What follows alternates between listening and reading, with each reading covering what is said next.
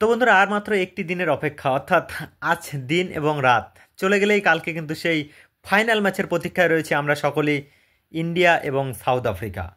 তো দীর্ঘ প্রতীক্ষার অবসান হতে চলেছে। নতুন কোনো দল হয়তো চ্যাম্পিয়ন্স ট্রফির শিরোপা পেতে চলেছে, হয় ইন্ডিয়া না হয় south Africa. Woman ODI world cup 2025 আমরা ইতিমধ্যে কিন্তু দেখতে পেয়েছি প্রথম সেমিফাইনাল ম্যাচে ইংল্যান্ডকে 125 রানের মতো বড় ব্যবধানে ইংল্যান্ডকে হারিয়ে সাউথ আফ্রিকা ইতিমধ্যে কিন্তু ফাইনালে পৌঁছে গিয়েছে। অপরদিকে টিম ইন্ডিয়া কিন্তু অস্ট্রেলিয়াকে ধারাশায়ী করে দিয়েছে, এটা বলা ভুল, কেননা ধারাশায়ী করতে পারেনি, টান টান ম্যাচ ছিল।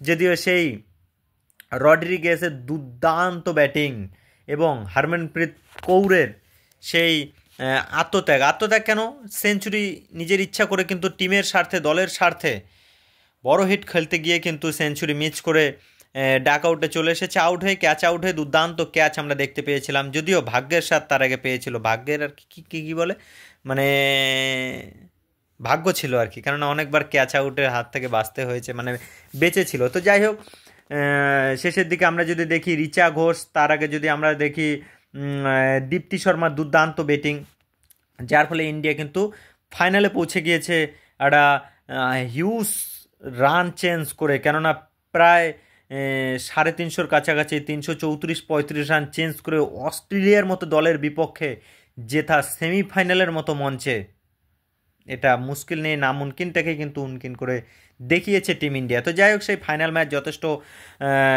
ভালো ম্যাচ হতে যাচ্ছে। এই জন্যই টিমের জন্য কিন্তু ফেভারিট ইন্ডিয়ার জন্য, কেননা ডিওয়াই প্যাটেল স্টেডিয়ামে ম্যাচ হচ্ছে, সেখানে টিম ইন্ডিয়া সেমিফাইনাল ম্যাচ খেলেছে, যথেষ্ট চনমনে রয়েছে এবং দক্ষিণ আফ্রিকার বিরুদ্ধে ম্যাচটি জিতিয়ে প্রথমবারের জন্য ওডিআই মহিলা ওয়ার্ল্ড কাপ সিরিজটা কিন্তু তোমার ট্রফিটা জয়ের স্বাদ টিম ইন্ডিয়া।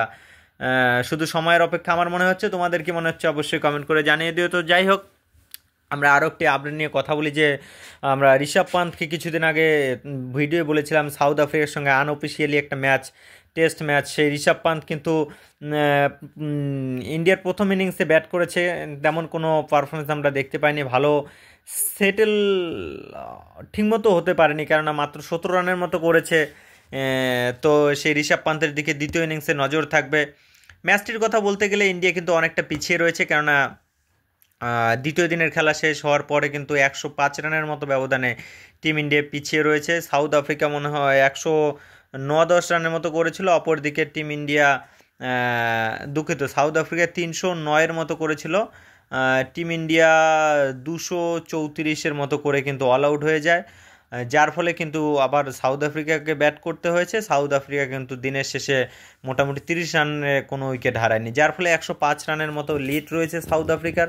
তো দেখা যাক ম্যাচের ফয়সলা কী হয়, সেদিকে অবশ্যই আমাদের নজর কারো কারো থাকবে, কারো কারো থাকবে না, কেননা ম্যাচটি অত গুরুত্বপূর্ণ নয়, কিন্তু নজর রয়েছিল যাদের দিকে। আমরা যদি দেখি রজত পাতিদার ঠিকমতো রান পায়নি, দেবদত্ত পাডিক্কাল পারেনি, সেখানে কিন্তু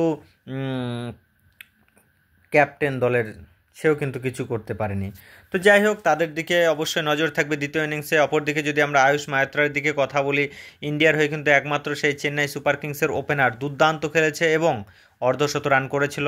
তো দেখা যাক দ্বিতীয় ইনিংসে কারা কীরকম খেলতে পারে, এবং এই ইন্ডিয়া এবং সাউথ আফ্রিকার যে ফাইনাল ম্যাচ, তার আমাদের জন্যই কিন্তু আমরা ইন্ডিয়া অস্ট্রেলিয়া T20 সিরিজে ইন্ডিয়া হেরে গেলেও কিন্তু মনে সেই কষ্টটা নেই, কেননা ওয়ার্ল্ড কাপের খুশিতেই কিন্তু ইন্ডিয়া ম্যাচ হেরে গিয়েছে অস্ট্রেলিয়ার বিপক্ষে, কিন্তু তথাপিও কিন্তু আমার মনে এখন আনন্দ ফুটছে, কেননা সেমিমা রড্রিগেজ যে ইনিংসটা খেলেছে দুর্দান্ত। কীভাবে তালি দেবো, এক হাতে মোবাইল ধরেছি, তালি দিচ্ছি, দারুণ। তো দুর্দান্ত খেলেছিল কিন্তু সেমিমা রড্রিগেজ। তো ফাইনাল ম্যাচে আরও ভালো খেলতে হবে, আশা করি নিজের সেরাটা যদি সকলেই দিতে পারে, অবশ্যই আমরা কিন্তু চ্যাম্পিয়ন হতে যাচ্ছি। তো এই কথাগুলোই বলার ছিল, এবং ফাইনালি বলতে গেলে কিন্তু সেই দিনে আরও একটি ম্যাচ রয়েছে, নজর দুদিকেই থাকবে, তবে প্রথমত নজর থাকবে সেই ম্যাচের দিকে। এই ভিডিওটা পর্যন্ত, তোমরা সকলেই ভালো থাকো, ফাইনাল ম্যাচটি সকলেই এনজয় করো, বাই।